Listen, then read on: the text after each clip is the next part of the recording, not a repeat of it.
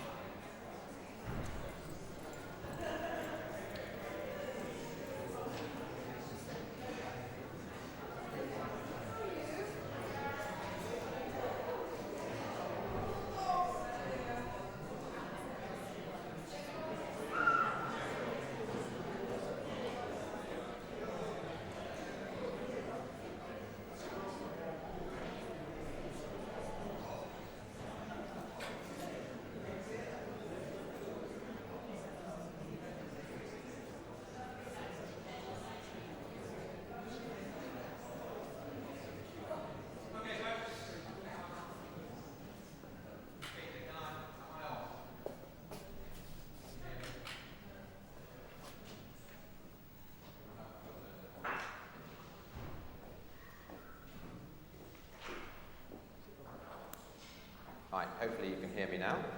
Thank you.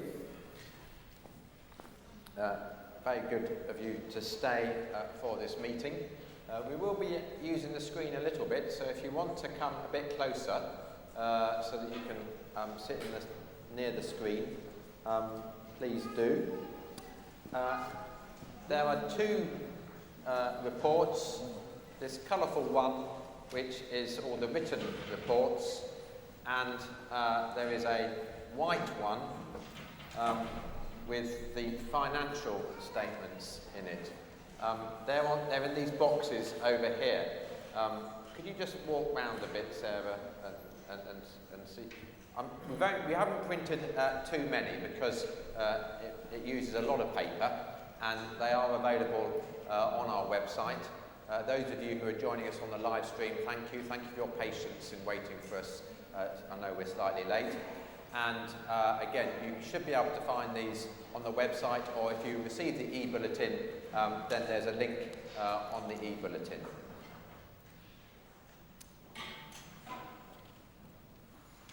Great. Church wardens, would you like to come and join me up here? And Gareth, as treasurer, would you like to join me up here? I don't like to be on my own too much. Thank you.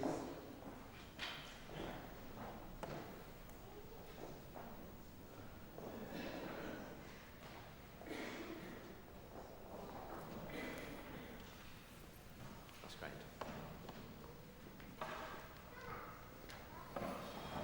So, formally speaking, there's actually 2 meetings, or indeed 3 meetings today. The first is what used to be called the vestry meeting, and is a meeting open to anyone who resides in our parish, and also anyone like many of you who might not reside in our parish but worship here. And this is for the election of church wardens, and that's about pretty much all it's for. Okay, so it's slightly different from the the following meeting, which is the annual parish church meeting for which, in order to vote at that second meeting, you need to be on the electoral roll of this church. So anybody can come in from the residential parish and vote in this first meeting, but only those on the electoral roll in the second meeting. So the meeting of the parishioners, this vestry meeting, begins with the minutes of the last meeting. They were approved, and all it said was that Roshan and John, church wardens, were elected unanimously and thanked. That might be very similar to what's about to happen. I don't think there are any matters arising, so we move swiftly on to the election of church wardens. Let me just explain about church wardens. They need to be elected every year, but it is customary and very helpful for church wardens to serve a longer term than just a year. In canon law, they're able to serve up to 5 years and extend that to a sixth in extreme pastoral situations, and also they can serve a second term if there's a kind of year, a fallow year in between. That's something that John has done. This is your second term, and on this second term, how many years have you done so far? 3. But I'm very grateful, John, that you're willing to stand again for a 4th year in this second term. Roshan, this is your first term, but you've done 4.5, is that right? 4.5, because you took over halfway through a year when a previous church warden moved. So again, thank you for being willing to stand again.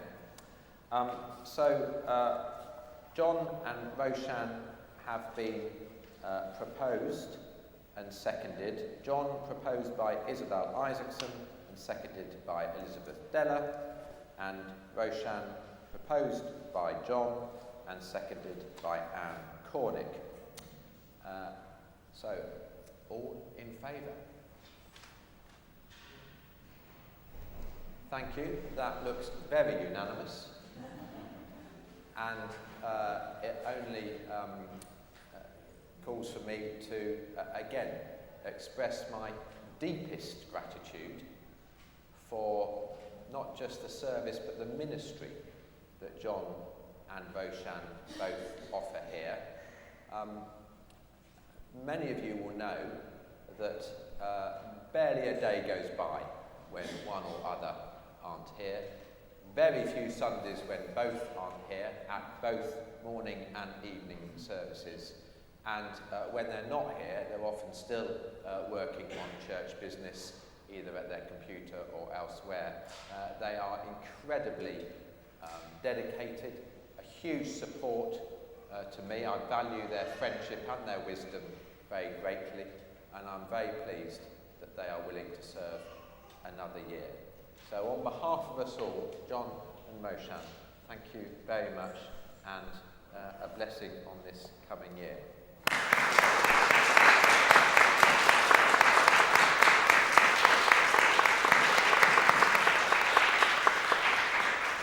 I will give you opportunity to respond when we come to, as it were, your section of the annual report.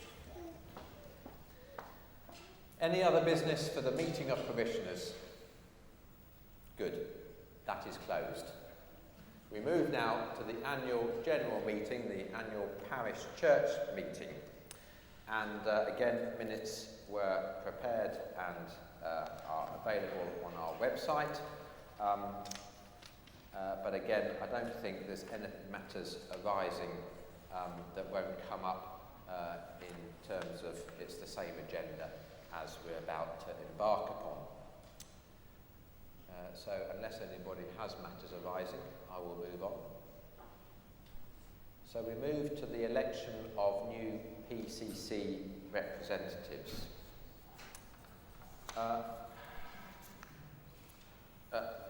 It's a fair point, actually. John has just asked, is somebody taking minutes? The answer is yes. but not simultaneously. So Isabel, our very hard-working PCC secretary, gives her apologies for today because it was Norwich City's final home game yesterday, and it was imperative that she attend and go to dinner afterwards. Isabel, thank you for your dedicated service, the fact that you're happy to continue, and the fact that you'll be making minutes from the live stream recording. Does that make sense? But it prompts me to remember that she gave me these attendance sheets. So they are about to come round, and please can you sign your name? Don't leave this meeting without please making sure your attendance is registered. And if you want to register an apology for somebody else, just put their name and write apologies in brackets afterwards. Thank you. So we do indeed move on to the election of new Parish Church Council representatives. Just to explain this, our PCC is made up of ex officio officers, which is the licensed clergy. That is myself, Sandy, Sarah, and now Sylvie. The church wardens, our deanery synod representatives, and we have 5 of those, and those are voted for every 3 years, and they're in the middle of a term of office. And then a number of basically PCC elected members, and that is determined by the size of our electoral roll. And people are elected for a 3-year term, so not everybody's term comes up at this point. And in fact, we only have 3 vacancies, and those are because Keith Long has served his term and is stepping down. Keith, I dare say, he was here a minute ago. Ah, here he is. Keith, how many years have you served on the PCC? This one around 4, but you're a serial offender, I think, aren't you? So thank you, Keith, for your incredible service to this church. On the PCC, you had a huge amount to do with the reordering of the church a few years ago, the big heritage project, and what you continue to do with our Monday concert recitals is absolutely incredible. So thank you, Keith. Graham Nash, who has stepped down because he's sadly moved away. Graham has done sterling service in leading our new Eco Church group, but sadly he's moved out to sort of near Dorking.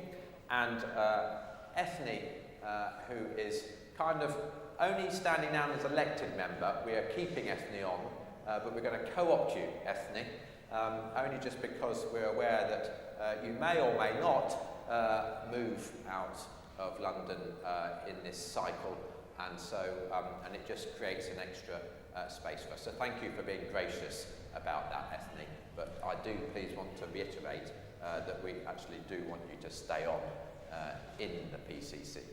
So that creates 3 vacancies, and we have 3 nominations, and those are for Melanie Woodcock, who has been, sorry I'm losing track of my forms here, she's just given me a form, who has been nominated, proposed by John Dewhurst and seconded by Roshan, and Joe Holder, likewise proposed by John and seconded by Roshan, and Penny D'Souza, who has been proposed by Sean Adams and seconded by Anne Cornick.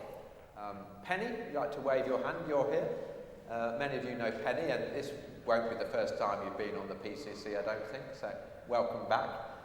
Mel, would you like to just stand up and wave your hand so people can see you? Many people will be familiar with Mel. She's a recent member of our Evensong team, refreshment team, Eco Church team. Mel, we're delighted that you're going to be serving for the first time with us. And Joe, is Joe here?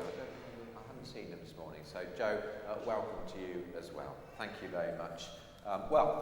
Let's first just check that we're all content with your appointment. So can I have a show of hands for those three, and there's only three nominations that we've had, please.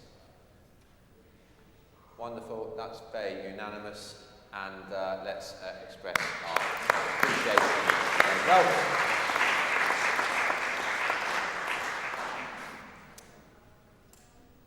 So thank you for that. We're now going to look at the financial report, and so I'm going to give Gareth to my right, our treasurer, the microphone. You have hopefully sight of the formal legal statement, but we're also going to put up a little PowerPoint for us. Great. Over to you, Gareth. Yeah. Thanks, Joe. Yes, good morning. To those of you who don't know me, my name is Gareth Williams, and this is my first time presenting at the APCM as the All Saints Treasurer, having succeeded and swapped roles with Alistair back in October. I think you'll be pleased to hear today that I won't be going into the minutiae of the finances. These can be found in the annual report. But my intention is to give you the highlights and key messages that will hopefully help you better understand the financial position and performance of All Saints.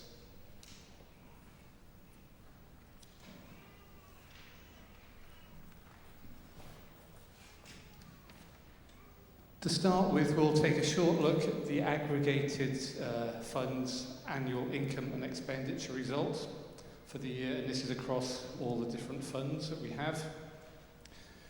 You can see that the total income in 2024 is £424,000, and the total expenditure in the year was £437,000, which, after some other small gains, left us in a net overall deficit of £11,000 for the year. Now, just to reiterate, this is across all funds, so it's a general fund, the Saxon Tapestry Fund, the Mission Fund, and everything. So this is the entire breadth of all the funds that we administer here at All Saints.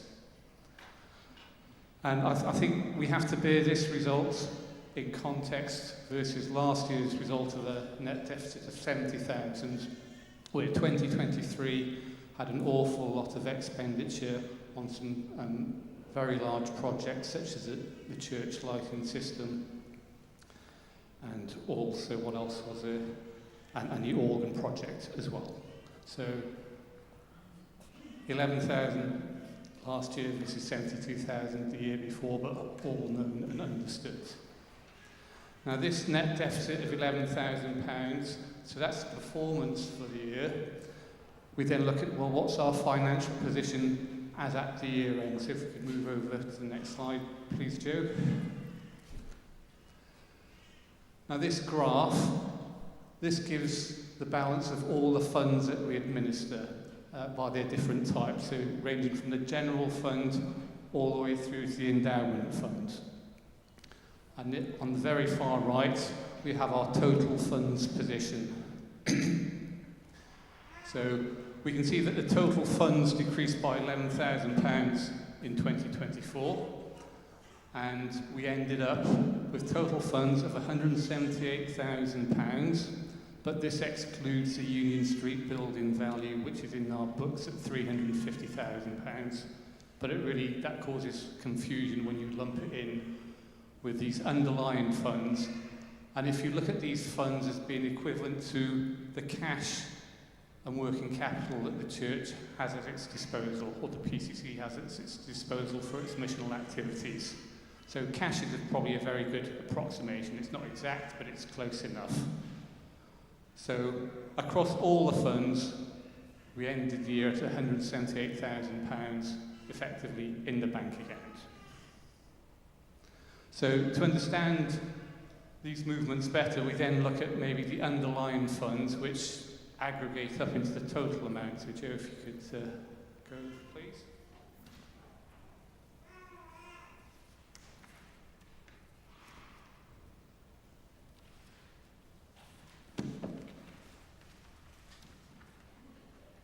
So here you can see how we've subdivided all the different funds that sit within each of the categories that are in the annual report.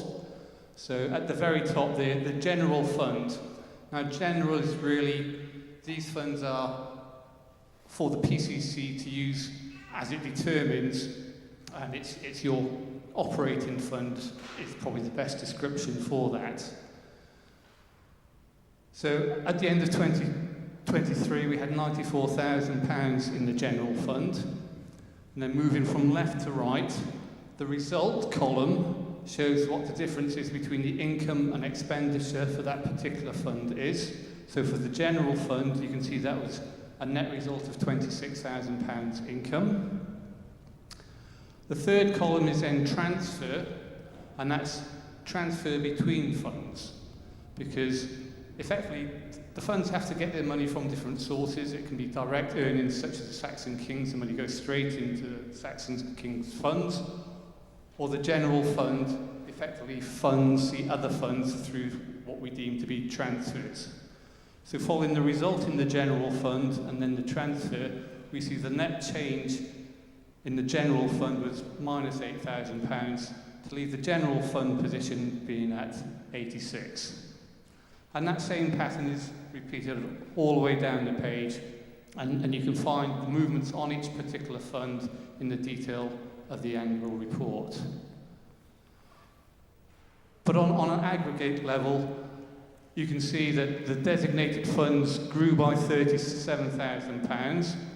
That was after showing an operating deficit of £10,000, but a transfer in of £47,000 to leave the net 37 increase, and the year-end position being £31,000. The other things I'd like to just draw your attention to, there are immaterial movements on the restricted funds, and then the endowment funds showed the final, call it liquidation, of the Assistant Priest Residence Fund and the Fan Bequest Funds. Those monies were effectively used to fund the end of the various different projects that had occurred through 2023 and the tail end costs incurred on them in 2024. And then, the overall fund position you can see reconciles back to the £178,000 that we showed on the previous page. So moving on, just some key highlights then. The 2024 review, at the top level on income and expenditure, planned giving, as it invariably is, was the largest single source of income for the parish, and in 2024 we received £94,000 of what we deem to be planned giving, and this compared to £88,000 in 2023, so a net increase of about £6,000 year on year. And on top of this, these amounts are augmented generally by gift aid, where we receive 25% of the value of the donation. So I do implore you, if you haven't signed up to formally give on a planned basis and would like to, see myself or Alistair, and we can arrange all for that to happen, along with the associated gift aid that can be claimed on donations, because they form such a bedrock of the income to the church. So it's so important, and I cannot stress enough how grateful we are for all our planned givers and all our other donations that we receive. But on a planned basis and regular donations, just make the treasurer's life that much more easy when we know the money is come in. But thank you very much. Going out, as is generally the case, the Parish Support Fund pledge was our single largest expense of the year and totalled £122,000 in 2024, compared to £117,000 the prior year.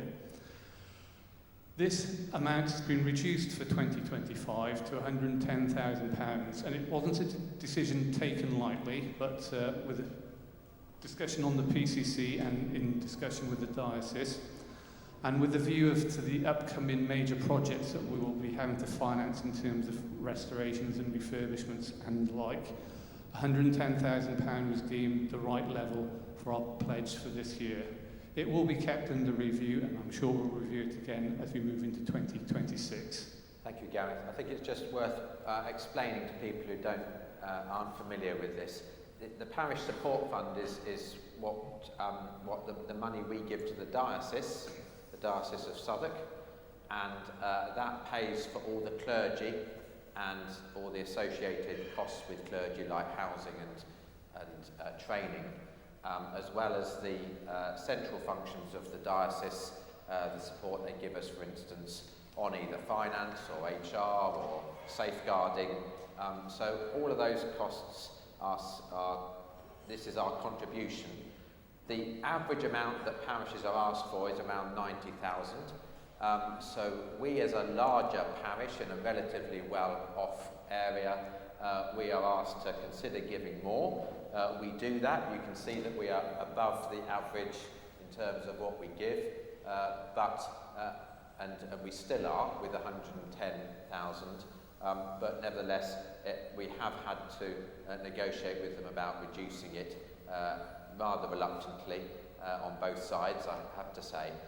But I think it's right to sort of establish the right kind of balance, and then we can go from here and try and build it up again. Thank you. Thanks, Joe. And then I'll just highlight then the second major expenditure item that we have in the year, and this is an aggregated staff costs amount, and I believe they're worth every penny in terms of supporting Joe and the ministry team here. So that's effectively the office and staff team, and the costs were £93,000 for the year. It looks up versus 2023, but effectively 2024 was a year where we had a full year of, call it the reinvigorated staffing plan. And as I said, I believe they're worth every penny that they earn. Just some other significant highlights. I think in the fabric and maintenance, there was significant money spent on the completion of the organ. These were tail costs from 2023, as was the tail costs incurred on the lighting system of £16,000. And we also incurred, in the first quarter of 24, some of the quinquennial roof repair costs of £13,000, but there will be more of those to come.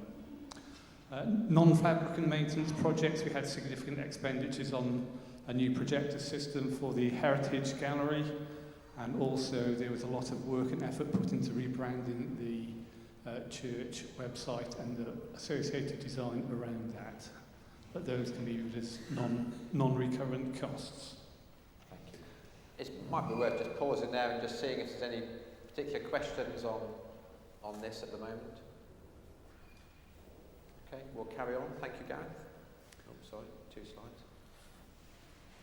Okay, so carrying on the review, I think it's important to highlight this. That a lot of our financial funding comes from a lot of hard work that's put in to receive various grants from different awarding bodies. And I've just highlighted here the significant grants that we received through 2024. Obviously, the main one, which will be alluded to later, is with respect of the Lifting Young Voices DIP programme, the Diocese Investment Programme, and that's over £450,000 of funding through 2029, and it's a major bedrock of funding that's been received for the Lifting Young Voices programme, and was very well received by us. But we're also very glad to recognise the other grants that we received, for example, from the Cathedral Music Trust and the Royal School of Church Music. That was £5,000 for, that was effectively funding for the fledgling Young Voices programme, as it was. We also received £3,500 from the Ousley Church Music Trust, and this is again to fund the Choral Scholar programme. And another one to mention is the VCSE Green Grant from the Borough of Kingston, and that was to promote the biodiversity within the churchyard. So we have an awful lot of activity going on in this church, so we have to look at all the ways that we can to find it, and grants are just one of those, but they are very important, so that's why we've highlighted them in here, and we are very grateful to the awarders of those grants. Projects don't stop there though, and we do have upcoming projects to, inverted commas, look forward to. We have what is a Give to Go Green project, which will be trailed more fully, but we've had a successful application for match funding, effectively to promote energy efficiency projects, and this will be spent on a new boiler control system to improve the heating capabilities of the church and other energy efficient projects that we can think about and develop and invest in. So that's match funding, and there'll be a lot more news about that to come. Some of you will be aware of the Bells Restoration project that has been, effectively fully funded now, and that project will be, the refurbishment and overhaul will be taking place in Q1 of 2026, but a significant amount of money has been raised for that particular project. And then we have the big capital projects that will be coming up that I alluded to, and effectively these are the costs or the projects or the works that are required following the quinquennial inspections that effectively recommends what we need to be looking at in terms of the church fabric and maintenance. Now, we'd like to do all the projects as soon as we can and get them done and dusted, but unfortunately projects cost money. So the way that we're approaching this is it will be a QS survey, a quantity surveyor will assist us in establishing what the true or the real cost of these projects are, and they're not going to be small, so forewarned is forearmed. But knowing how much these projects might cost will then allow us to target the appropriate amount of fundraising to fund these particular projects, such as the works on the northeast corner, around the flagpole and the nave roof. But forewarned is forearmed. So, having been in official role as Treasurer for about 6 months and having supported Alistair as Deputy Treasurer before then, I just thought I'd leave you with some of my reflections. There is an incredible amount of activity that goes on in All Saints, and half of it wouldn't be possible without the financial support of the congregation and also the commitment of all the volunteers who give of their time freely and to whom we give our sincere thanks. It's an incredible amount of work, day in, day out. There are various cafes, communities, projects, talks, everything. This is a hive of activity, and it's a beating hub of Kingston. But it all needs to be funded, and we thank those who contribute. In terms of financial resilience, it's been a hard time for many churches, many societies, society in general. We've gone through the inflation crisis. In fact, we've been buffeted since COVID, and then we had the financial shock of 2008. It's never easy. But having been in role for 6 months, I would say we have a certain amount of financial resilience. Our general fund has enough put aside for 3 months of rainy days if something untoward will happen. We are showing small surpluses made in the general fund in 2024 and budgeted in 2025. So at that level, I'd say we are resilient, but we should be mindful and keep a good check of what costs might put us off track. However, it is a challenge, and we can't deny it, that we have this beautiful building, but to keep a Grade 1 listed building open 7 days a week, functioning as it does, will always prove to be a financial challenge. And the loss of any of our regular income streams, so we are most grateful for the monies from the rent of the cafe, the outdoor attractions and entertainment. They all contribute to our overall financial stability. And should we lose any of those streams, for example the Christmas market as well, it would place stress on our financial resources.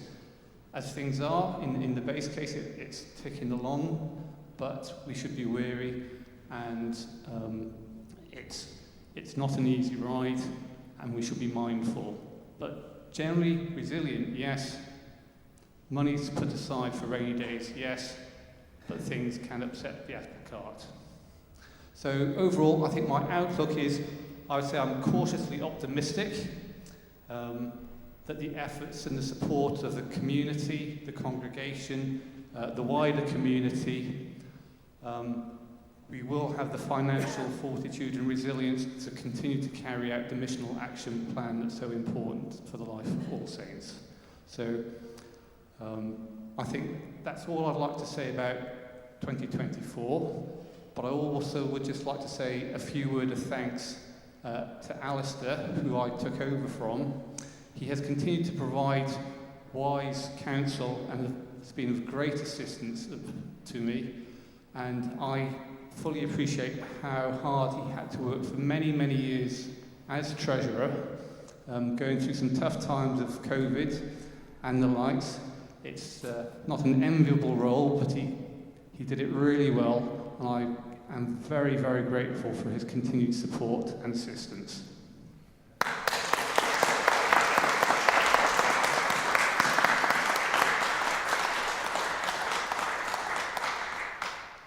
And I've probably said enough, but I'm happy to take questions now or after the meeting, or whenever they may strike you. There's nothing I'd like more than to go into more detail, but probably not in front of the whole meeting. Any questions or comments? Well, Gareth, firstly I'd like to reiterate your thanks to Alistair for a good 9 or so years that he served as treasurer here in this church, because, believe you me, it's basically a 7-day-a-week job if you have to deal with all the complexity, the transactions, the grants, the presenting accounts and everything that goes with it. It's a huge job, and Alistair has done a fantastic service to us in holding the financial reins during that period, and then I'm absolutely delighted that Gareth, you've been able to relieve him of some of that burden, but doing it together now. And Gareth, you yourself have offered a huge amount of time and expertise in bringing a really good rigour to our financial management, which I think is going to stand us in really good stead.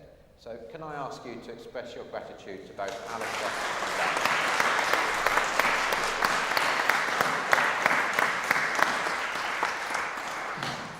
Thank you. Thank you for your attention. Thank you very much.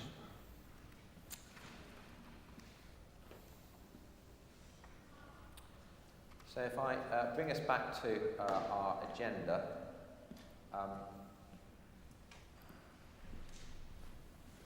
we now come on to the...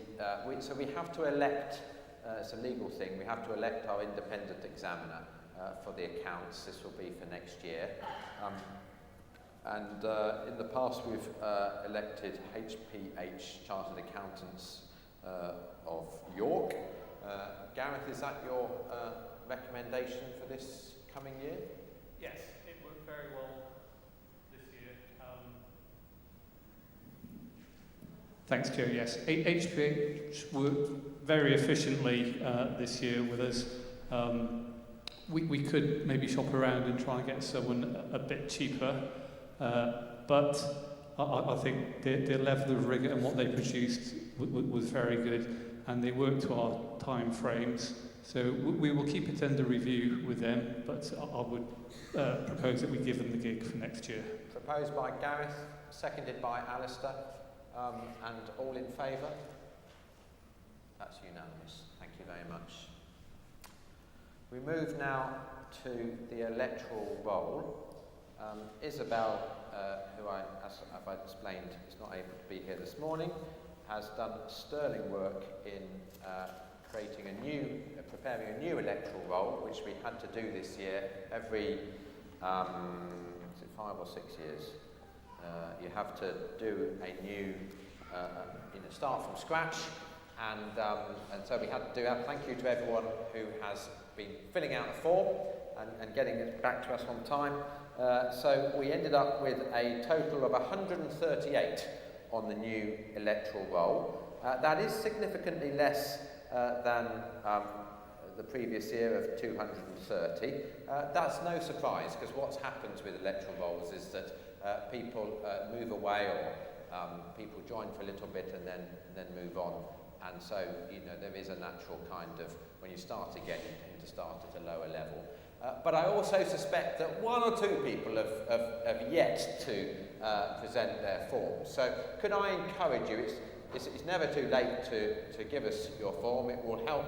I always think it helps to give a good picture, and it does affect things like PCC numbers and things like that. So please, if you haven't yet filled in your electoral roll form, there are some on the desk, as of today, the window opens again for applications. But thank you to those who have, and 138 is the number.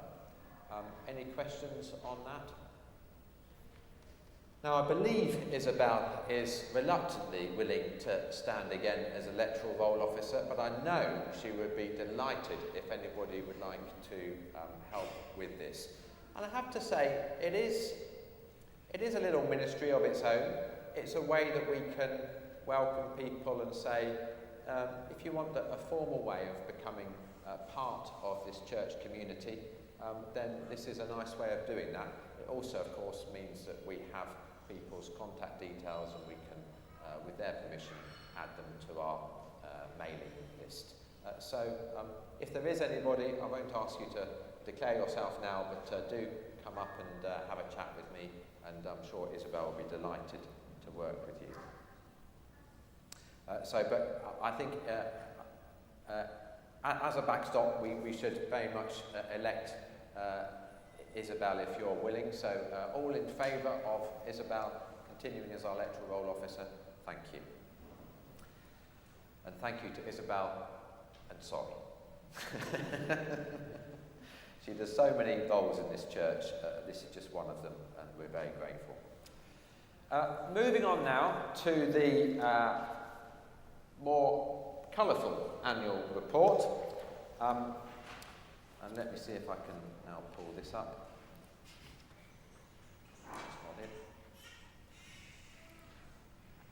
This is it. So, hopefully you can see a copy of this or see the screen. I'm not, you'll be pleased to know, proposing to read every report out, because it is there's lots of good detail in here. But it does make for very good reading, I have to say. It just sort of gives you that full impression of all that's going on in this church. Let's just pick out a few highlights. What we've done this year is try and structure the report to reflect, firstly, the kind of overview and where we sit as a parish within the wider church. So after the summary, you have the diocesan vision, then the deanery synod is the next layer down. The team ministry, we have a team with St John the Baptist and St John the Evangelist, and then our PCC report. Then there's the key areas of finance, fabric and safeguarding, and then the other main section of the report is structured around our mission action plan, the 4 priorities that we have for those, and then the extra groups that we have around worship, around prayer, and then all the other things that we do. So that's how we've given it a slightly new structure than before, and thank you to everybody who's contributed. I think this is a good time to just ask John and Roshan for a couple of, as it were, overview statements, or to respond to anything that has been said already. So, John, is there anything you'd like to draw to our attention?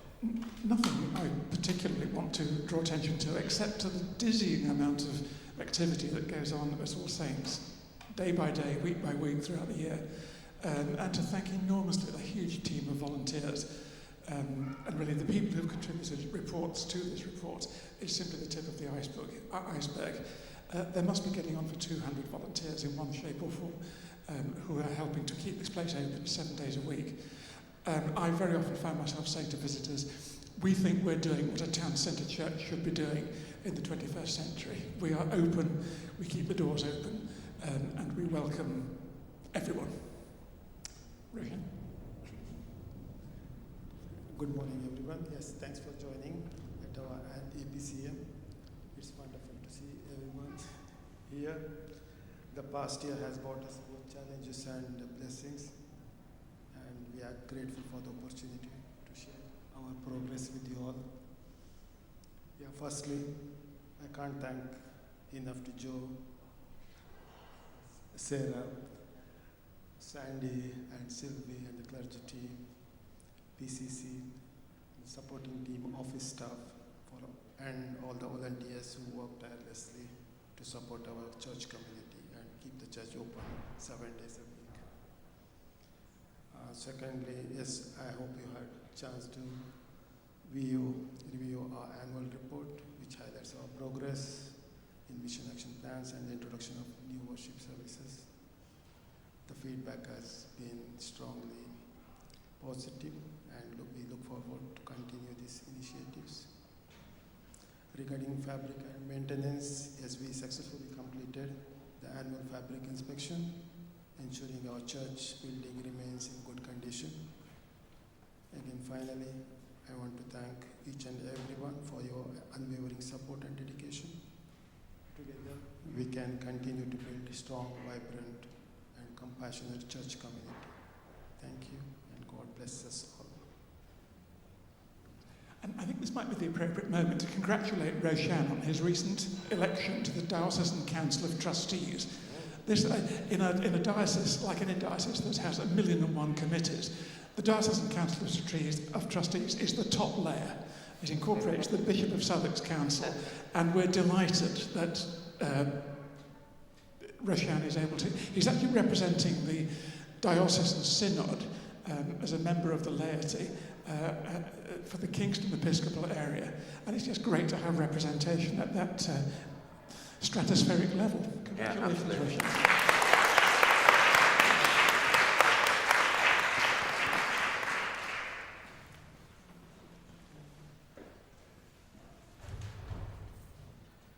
Thank you. That's not a good time for my computer to die.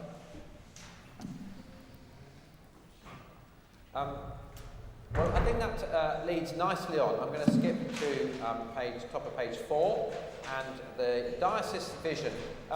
We don't talk about this often, but the diocese has a strapline to sum up its overall mission. And these aren't always exciting or things that you want to shout about. But I have to say, the more I reflect on it, the more I think the Southwark Diocese vision of to be Christ-centred and outward-focused kind of gets it right in as few words as you can imagine, really. And it helps, I think, as a keystone, a touchstone to just come back to, are we being Christ-centred and sort of going ever deeper into learning about Christ, following Christ, being in Christ? And are we being outward-focused, looking outwards to our wider community and the world and the creation? So I would like to commend the diocese on, I think, a very good strapline and something that we can perhaps come back to in various ways. You can report that back up to the committee. I'll leave you to read the other overview reports. I'd like to say thanks to Alex Crook, our safeguarding officer, who does a lot of unseen work in terms of ensuring that our church is a safe place to be part of, ensures that all the various checks are done, the audits, and is a great support to me whenever an incident is raised. She deals with it in a very professional way. Moving on then to the mission action plan. To remind you that these 4 priorities, the first is children and young people, to pioneer new ways to engage with them. And as Gareth has alluded to, and we've often been talking about recently, The big one for us is this singing programme that, as you know, is going well. I'd just like to report that as of last week, we are now going into 7 primary schools with our choral trainers working alongside David, and that includes 3 community schools. King Athelstan School on Hawks Road, the King's Oak School in New Malden, and there's a school in Chessington that we're going to, the name will come back to me, Castle Hill, I think it's called. So we're delighted to be in those, as well as some Church of England and Roman Catholic schools as well. It means our junior choir will continue to grow. The all-age services that we've started to hold, and we're holding the next one next week, seem to be very positively received. So that all feels good to me. And the next stage of the project is offering this as a model to other parishes. So some of that £450,000, I'm afraid, Gareth, is not for us. We have to share it with other parishes who are interested in this kind of choral mission. Any questions on that particular project? We'll move on then. Our youth cafes continues, our school workshops. I'd like to just say thank you to Sarah at the back there. Sarah, can you wave your hand? Because I'm not sure everybody knows you, but Sarah Cantrell now runs our school workshops. She's a wonderful animateur of especially the Saxon history that we are so proud of. She does a wonderful King Athelstan coronation kind of workshop for school groups, and she's increasingly doing that on a regular basis here. And excitingly, she's got a particular project with King Athelstan School to bring that sort of link alive for them. So thank you, Sarah. But I also want to thank John, Joni and Nigel for doing a sterling job in running workshops for Kingston Academy. The whole of Year 7, which is how many classes? 8 or something? 10? It's a lot. It's a lot of youngest year in secondary school children coming, and thank you to them. Now, moving on to communications. Last year was a big year for us. We came up with a new brand, a new logo, a new house style. I hope you've been appreciating that. We started a new e-bulletin, and we launched a new website. So it definitely feels like we've got that sort of fresh new look, and the social media that's going alongside that, I think, is having a huge effect. I mean, without Kate, who we appointed as our communications manager, we probably wouldn't have uploaded the squirrel incident on Good Friday. If you weren't here, a squirrel fell down from that window ledge there and rather disturbed the choir, but they carried on. And the end result was it was taken up by Classic FM, and about 2.5 million people saw the video on their TikTok alone. And then, have I got news for you? Did you catch it? Yes? So it's reached an international audience. That's what you can do when you have a communications manager who is very responsive.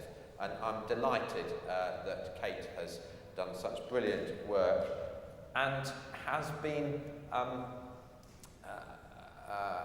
recognised in doing so by the Kingston Borough Business Awards, for whom we were shortlisted finalists for the Best Brand of the Year. So both Kate and the designer Claire and Jenny, who works alongside Kate, and all our office team, thank you to them. Although we didn't quite get the top award, we were highly commended, and I think that's absolutely fitting. Faith Talks, we had 6 of them, and they were very successful, I think, and I'm very grateful to everyone who participated in them. Moving on to our partnerships, we've got a good thing going with the URC, as we've had for many years, but I think that's really receiving fresh impetus, especially with the courses that we're running with the URC. We've recently done a beginner's course for those inquiring into Christianity, leading to some baptisms that we did at Easter.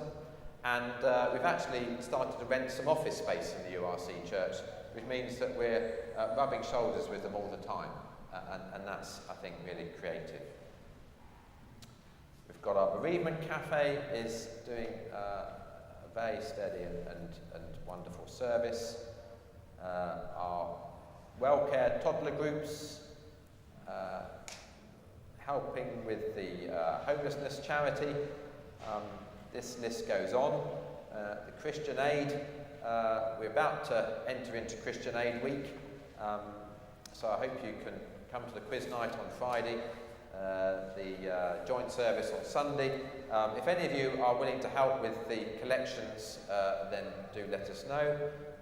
But at Christmas, instead of having our normal Christmas tree festival with trees all around the place, we had one big tree under the crossing, and each Sunday afternoon we had a visiting choir who sang carols and raised a really good amount of money, and that seemed to be a very successful way of operating. So thanks to Sue Watts for organising that. I'm now chair of the Kingston Faith and Belief Forum, and I take that work very seriously, and I think it's really good to always be in conversation with members of other faith communities. So moving on to our fourth priority, that's eco-church. We very much miss Graham and the work he was doing in pioneering this aspect of our ministry, but we're very grateful for the way in which he got us to the Bronze Award level, and we continue his work with a fantastic group. We have now an annual Creation Sunday service, speakers throughout the year. We've already mentioned the new LED lighting and the grant that we've secured for a new heat management system. Thank you to Paul and Alistair and others who've been working on that. Huge thank you to the gardening group who come every Saturday morning and keep our gardens looking tidy and colourful, and there's a lot of biodiversity being encouraged with in various means by our group, so that's great. We had a wonderful photo exhibition working with local artists and photographers, as well as participating in pilgrimages in the local forum.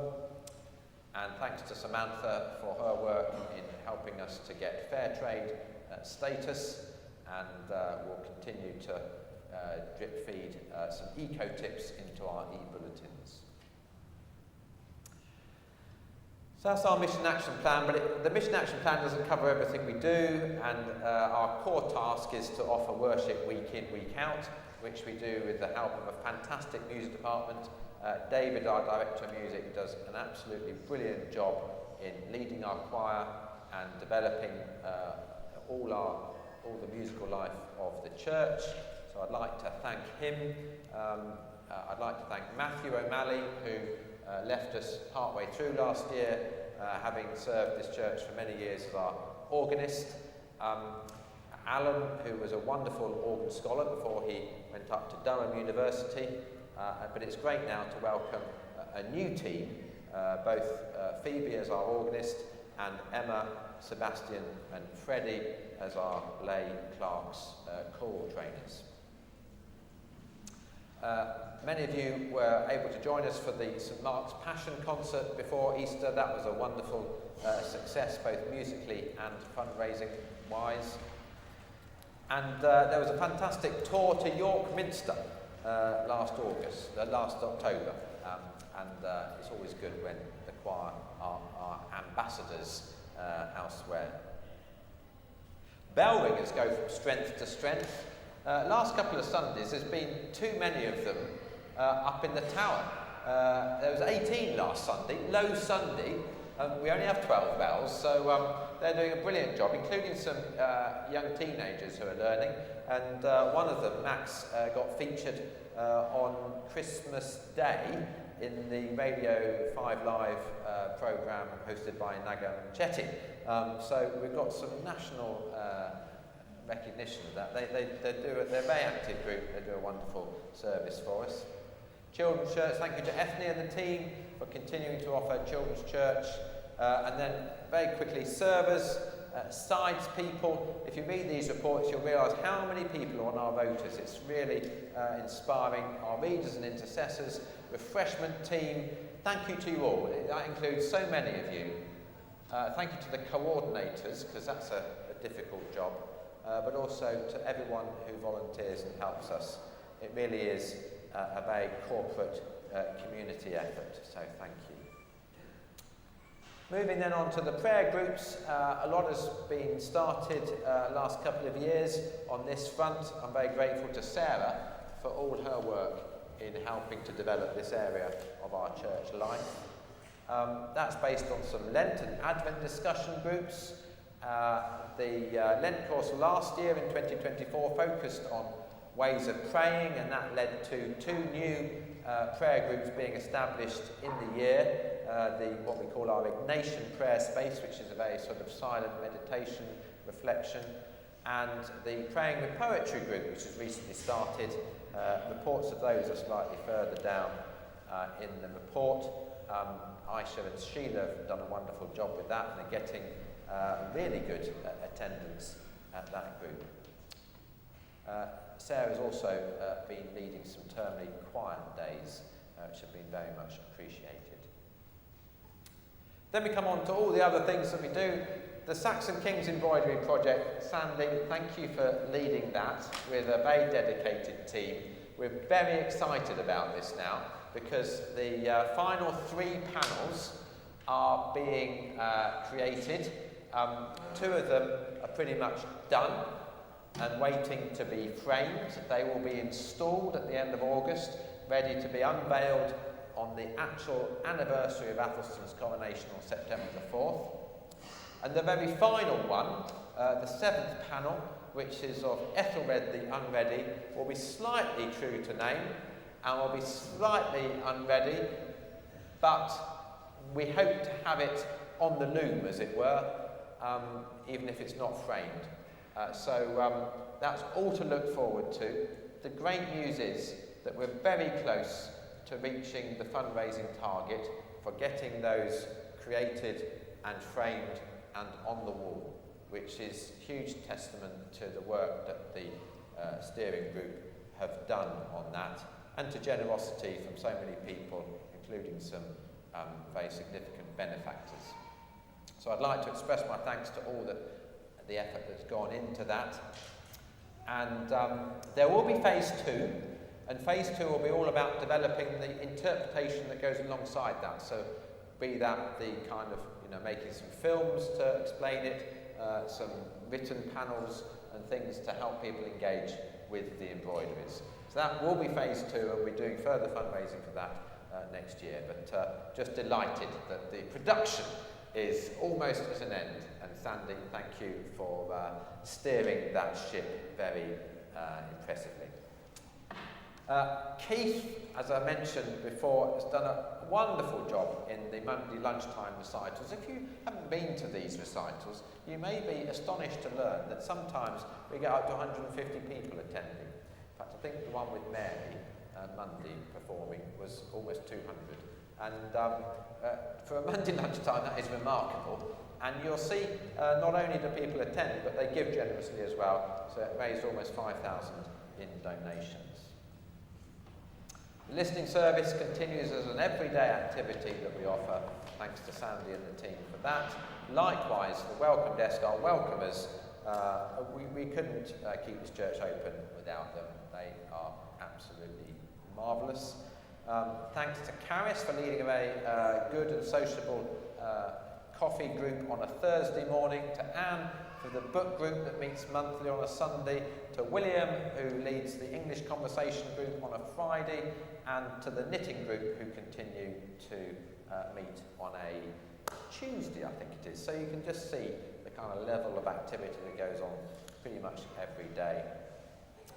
If you don't know them, this is Kate on the left, our communications manager, and Jenny on the right, our operations manager, who are pretty much full-time members of staff here.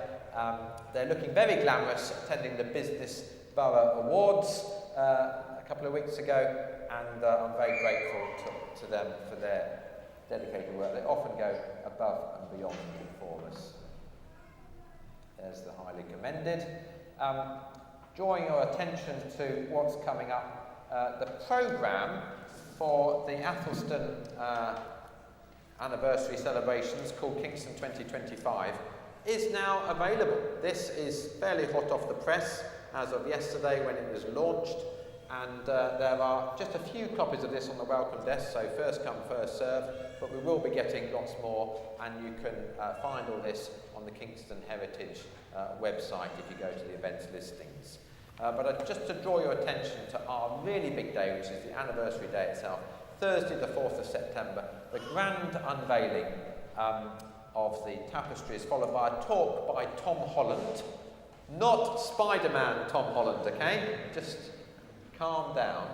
But nevertheless, Tom Holland, the celebrated historian, who's now famous for the Rest is History podcast that he does, is coming to do a talk.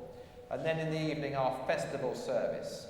We do anticipate these to be very much sold out, even though the tickets are free, to be very much booked out. So please do book your seats for both of these via our website or our ticket source webpage.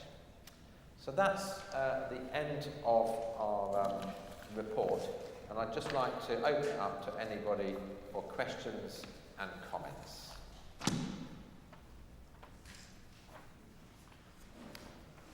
I take that as an indication of assent or approval. If not, get on with it, Vicar, we want our lunch. So I'll move on. But Liz. Sorry, for our website and for our live stream. Thank you. Sorry, alongside the Athelston celebrations, we've got new Athelston merchandise for sale, which is something I want to draw attention to. Thank you. And there's always going to be omissions in this report. One of the omissions I've just realised is the fact that Liz runs our wonderful shop. And thank you, Liz, for doing that, because it provides some lovely merchandise for people visiting, but also a good income stream. So thank you for that, for the very lovely Athelston merch that you've developed. Anybody else for any comments? Great. Well, I think I've pretty much covered then the looking ahead things. The only other looking ahead item that I wanted to just draw to your attention was the fact that we will have a new member of the clergy team join us at the end of June, Michael Stokes, who will be a curate with us. He's just finishing his training at Ripon College, Kingston, near Oxford, and he'll be ordained as a deacon at the end of June. He'll join us as a curate, serving for 3 to 4 years. After the first year, he'll be ordained as a priest. So he'll be working alongside Sarah, Sylvie, Sandy and myself, and be very much, it's very much a post that goes with the funding we've got for the singing programme, and so he'll be working very closely with our school project and with young people. So we look forward to welcoming Michael at the end of June. Any other business, any other questions that you would like to raise? Well, in that case, I think it just leaves me to say thank you to all of you, both for sitting through the annual meeting, but more importantly, for being part of what I appreciate to be the most wonderful and vibrant church that I've been a part of. I love being your vicar. I enjoy every single day of ministry here. Each day is very different, so varied, and always exciting. So thank you for your participation, your partnership in this ministry.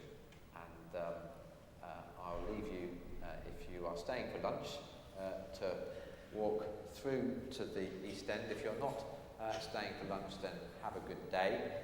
If you are elected onto the PCC, I'm sorry, but we have to detain you just for a few more minutes to finish up with a quick PCC meeting. So thank you very much.